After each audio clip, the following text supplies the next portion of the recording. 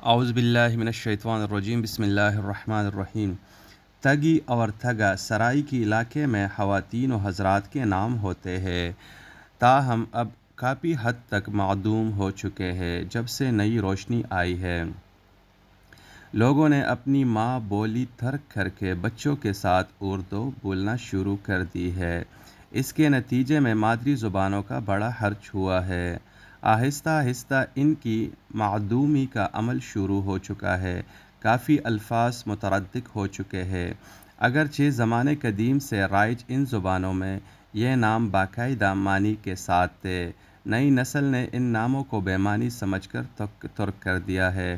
ظاہر ہے جب ایک زبان سمجھ ہی نہ آئے تو وہ انسان کے لیے بے معنی ہو جاتی ہے۔ خیر، اس بحث سے ہٹ کر ہماری کردار تھگی نامی حسینہ ہے۔ تھگی ڈیرہ غازی خان کے پسماندہ دیہات میں سے ایک گاؤں کی رہائشی تھی۔ دراز قد، خوبرو اور بے پناہ طاقتور تھی۔ پیشے کے لحاظ سے وہ ڈاکو تھی، مگر اس کے اپنے کچھ اصول تھے۔ ارد گرد کے چند دیہات جہاں اس کی برادری رہائش پذیر تھی، ان کو وہ اپنا علاقہ سمجھتی تھی اور ہمیشہ اس علاقے سے باہر واردات کرتی تھی۔ مشہور ہے کہ ایک نوجوان کو تھگی سے عشق ہو گیا۔ وہ رات کو گاؤں سے باہر تھگی کی تلاش میں نکل پڑا۔ تھگی کا کوئی گروہ نہیں تھا، وہ ہمیشہ ڈاکے کے لیے اکیلے جایا کرتی تھی۔ کئی راتوں کی ناکام کوشش کے بعد آخر ایک رات اس کا سامنا تھگی سے ہو گیا۔ تھگی نے رات گئے اس کے گھومنے کا مقصد پوچھا تو نوجوان نے تھگی کے سامنے اپنی محبت کا اظہار کیا اور اس کا ساتھی بننے کی پیشکش کی، مگر تھگی شادی شدہ عورت تھی، لہٰذا اس نے معذرت کر لی۔ اس موقع پر نوجوان نے مزاحمت کی کوشش کی تو تھگی نے اس کا ایسا بازو مروڑا کہ نہ صرف نوجوان کے سر پر سوار عشق کا بھوت اتر گیا بلکہ دو جگہ سے ہڈی بھی ٹوٹ گئی۔ ایک دفعہ تھگی امید سے تھی، رات کا وقت تھا اور وہ ڈاکے کے لیے نکلی ہوئی تھی۔ راستے میں ایک قبرستان کے پاس سے گزرتے ہوئے اچانک زچگی کا وقت آ پہنچا۔ بہادر اور باہمت تھگی نے بچی کو جنم دے دیا۔ قریبی جوہڑ کے پانی سے بچی اور اپنے آپ کو پاک کیا، بچی کو اپنی شال میں لپیٹا اور ایک کھوکھلے درخت کی کوہ میں دبا دیا اور خود واردات کے لیے نکل گئی۔ کافی دیر بعد نومولود بچی کو بھوک لگی تو رونے لگی۔ ایک اورو کتا بچی کی آواز سن کر وہاں آ گیا۔ تھوڑی سی کوشش کے بعد وہ بچی کو کوہ سے نکالنے میں کامیاب ہو گیا۔ حسب سابق تھگی نے وہ ڈاکہ بھی کامیابی سے ڈالا۔ عین موقع پر بچی کو اٹھانے کے لیے قبرستان پہنچی تو کیا دیکھا کہ کتا بچی کو درخت کی کوہ سے نکال کر لے جا رہا تھا۔ تھگی نے کتے کو مار بھگایا، خوش قسمتی سے بچی زندہ تھی۔ اس نے بھوکی بچی کو دودھ پلایا اور گھر لے آئی۔ بعد میں وہ بچی بڑی ہوئی اور تھگی کی واحد اولاد ثابت ہوئی۔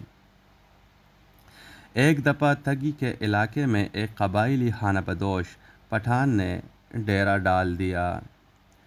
اس کے پاس سونے کے سکوں کی دو گرے تھی، جن کی حفاظت پر دو قد آور خونخوار کتے مامور تھے۔ پٹھان نے اعلان کر رکھا تھا کہ تھگی یا کوئی دوسرا ڈاکو یہ اشرفیہ چوری کر لے تو میں اس کو بخش دوں گا۔ دراصل پٹھان کو اپنے کتوں پر بہت مان تھا۔ تھگی نے پٹھان کو پیغام بھیجا، تم میرے علاقے میں رہائش پذیر ہو، اس لیے میں تمہیں کچھ نہیں کہوں گی۔ پٹھان نے جواب میں مذاق اڑایا جو تھگی کو اچھا نہ لگا۔ خیر، وقت گزر گیا اور پٹھان وہ علاقہ چھوڑ کر آگے بڑھ گیا۔ تھگی نے پٹھان کا سراغ لگایا۔ تھگی کے شاطر دماغ میں ایک زبردست خیال آیا۔ اس نے ایک کتیا کو پکڑا اور پٹھان کی جھونپڑی کی طرف چل پڑی۔ تھگی ابھی جھونپڑی سے آدھا کلومیٹر دور تھی۔ کتوں نے کتیا کی بو محسوس کر لی اور اس طرف دوڑ لگا دی۔ تھگی نے کتوں کو اپنی طرف آتا دیکھا تو کتیا کو کندھے سے اتار دیا۔ تھگی کتوں کو ان کے حال پر چھوڑ کر چھپکے پٹھان کی جھونپڑی میں داخل ہو گئی۔ پٹھان بیگم سو رہا تھا۔ تھگی نے اشرفیوں سے بھری گاگری سر پر رکھی اور واپسی کی راہ لے لی۔ راستے میں اس نے کتیا کو ایک بار پھر کندھے پر رکھا اور چل پڑی۔ پٹھان کے کتے بھی اس کے پیچھے پیچھے چلنے لگے۔ صبح جب پٹھان نیند سے بیدار ہوا تو اشرفیوں والی گاگری اور کتے غائب پا کر سخت پریشان ہوا۔ اس نے سوچا ہو نہ ہو یہ تگی کی حرکت ہو سکتی ہے۔ وہ تگی کے گاؤں کی طرف چل پڑا۔ وہاں پہنچا تو اس کے دونوں کتے تگی کے گھر کے باہر بندھے ہوئے تھے۔ پٹھان نے تگی کے سامنے ہاتھ جوڑ کر کہا، مجھے اتنا بتا دو یہ سب تم نے کیسے کیا؟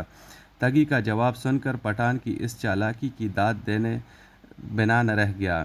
تگی پٹھان کو کتے اور سکوں کا گری واپس کرنا چاہتی تھی۔ اس نے محض پٹھان کے ساتھ اپنی ضد پوری کر کے مذاق کا بدلہ لیا تھا، مگر پٹھان نے اس شرط پر سکوں سے بری گاگری تگی کے سپرد کر دی کہ وہ آئندہ چوری نہیں کرے گی۔ تگی نے پٹھان سے وعدہ کیا اور جرائم کی دنیا ہمیشہ کے لیے چھوڑ دی۔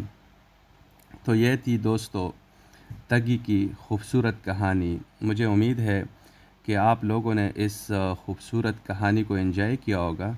اس میں میری آواز تھوڑی تیز اور مدھم ہوئی ہے تو اس کے لیے میں معذرت خواہ ہوں۔ میں انشاءاللہ تعالیٰ کوشش کروں گا کہ مزید اس طرح کی اچھی ویڈیو آپ لوگ کی خدمت میں پیش کرتا رہوں۔ میرے چینل کو سبسکرائب کر دیجئے اور دعاؤں میں یاد رکھ کیجئے۔ اللہ آپ سب کو خوش رکھے۔